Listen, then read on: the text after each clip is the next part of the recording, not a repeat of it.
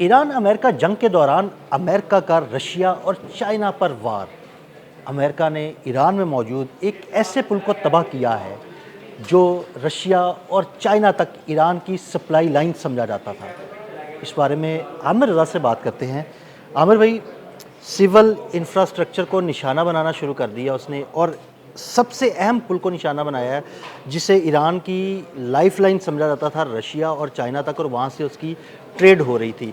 उसको तबाह करने का क्या मकसद था? देखिए, पहली बात तो ये है कि ये पुल जो है जिसका आपने ज़िक्र किया, अख्तका खान इसका नाम है इस पुल का, और ये सूबा ज़ंजान में वाक़या है। और ये एक बड़ा रास्ता था या रसद के लिए एक ट्रैक था जो कि रशिया और चीन के लिए, जो कि अगर आपने हरमज़ बंद है तो हमने ये किया भी था। आपको याद है कि हमने बात की थी कि ये पहले जो है वो रशियन स्टेट्स में जाता है और वहाँ से रशिया तक जा सकता है, फिर चाइना तक जो है तेल की फरहमी की जाती है। और अभी ईरानी गवर्नमेंट का आ भी गया बयान कि ये एक अहम रास्ता था जो कि हमें सहूलत दे रहा था सामान की तरसील के लिए, यानी सामान और आयल की तरसील के लिए।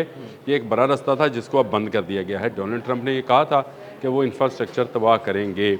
आज देख लें, उन्होंने आज के दिन के में सिर्फ उन्होंने 6 रेलवे जंक्शंस को निशाना बनाया है, 6 ट्रैक्स को जो है उन्होंने तबाह किया है। और इसी तरह से 20 पुल हैं जो राब्ता पुल हैं, उनको जो है उन्होंने नुकसान पहुँचाया है। तो इसका मतलब है कि वो बड़ा हमला जिसका हम तसव्वुर कर रहे थे या जिक्र कर रहे थे, वो ईरान पर होना शुरू हो गया है। लेकिन ये सबसे ज़्यादा अफेक्ट करेगा रूस और चाइना को। ये बराह रास्त चीन के साथ एक कन्फ्लिक्ट पैदा होता चला जा रहा है। डोनाल्ड ट्रंप का इलेक्शंस के हवाले से बयान आना, जो कि उसने कहा कि चीन जो है उसने मैनिपुलेट किया था या उसने मुदाखलत की थी, डाटा चोरी किया था, ये इल्ज़ाम लगाया है। उसके बाद उसने दूसरा जो इल्ज़ाम लगाया है वो ये लगाया कि चीन जो है पसे पर्दा ईरान की मदद भी कर रहा है। अब ईरान की मदद करने का मतलब ये था कि चीन वहाँ से तेल ख़रीद रहा था, इसका रास्ता आपने हम्मस की तरफ से जाता था उसको बंद किया।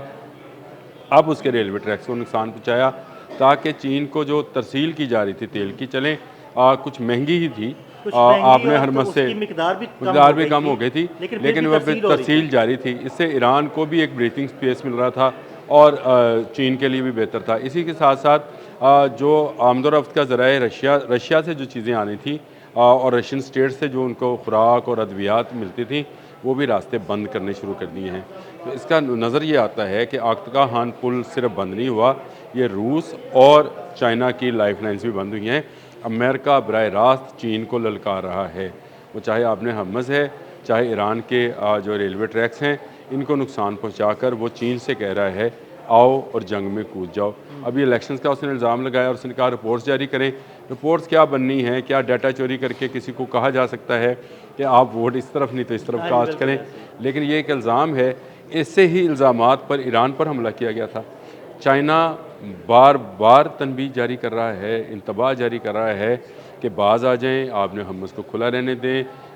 अमेरिका ब्लॉकेड को बढ़ाता चला जा रहा है। उसने कल भी 3 जहाज़ रोके हैं और एक जहाज़ को जो है एक दिन पहले उसने तबाह भी किया है। मरीन्स भी उतारे हैं एक जहाज़ पर वो तलाशी ली है, वो अमान के साल के करीब ली है, जो कि जा रहा था और उसमें इस नाम पर कि इसमें वेपन्स ना हो उसकी तलाशी ली है। तो ये सारी चीज़ें जो हैं चीन को तो हर्ट कर रही हैं।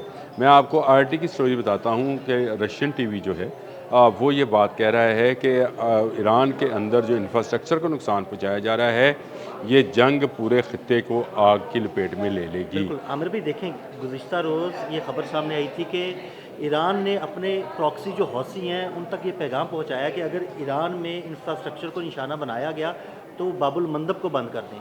तो यानी इसका मतलब है कि ये जंग मज़ीद फैलना शुरू हो गई है, और अगर बाबुल मंदब बंद हो जाती है तो दुनिया की तिजारत रुक जाएगी। देखिए, आज हो सकता है कि बाबुल मंदब बंद हो जाए। अभी हम बात कर रहे हैं शाम तक जो है, आज सुबह का वक्त है, शाम तक शायद बाबुल मंदब बंद भी कर दी जाए। और उसकी वजह यह है कि ईरान की तरफ से IRGC ने जो है हौज़ीज़ को ग्रीन सिग्नल दे दिया है। अब ये 20 से 25% तेल और गैस जो है, तवानाई के ज़राए जो हैं, इससे ट्रेड होते थे आपने हम्मस से, बाकी 15 से 20% होते हैं बाब मंदब से।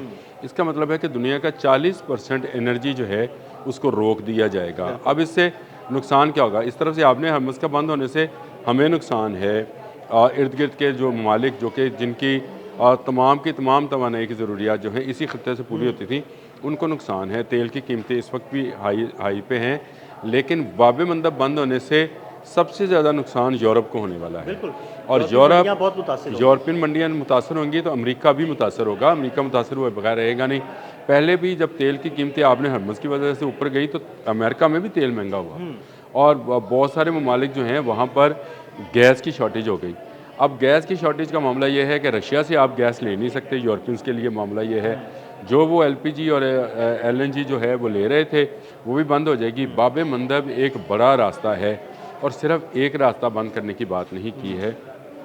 ईरानियों ने कहा है कि अगर हमारा इंफ्रास्ट्रक्चर और हमारे पावर प्लांट्स को निशाना बनाया जाएगा तो हम खित्ते के हर उस पावर प्लांट को जो अमरीकी अड्डों को बिजली फराहम करता है तबाह करने का हक रखते हैं। इसका मतलब ये है कि फिर मुत्तहिदा अरब अमारात में अड्डे मौजूद हैं, हाँ, शाम खत्ते में हैं, जो सारे ममालिक में बहरीन मौजूद में हैं, कतर में हैं, कुवैत में हैं, इराक उर्दन में में हैं, है।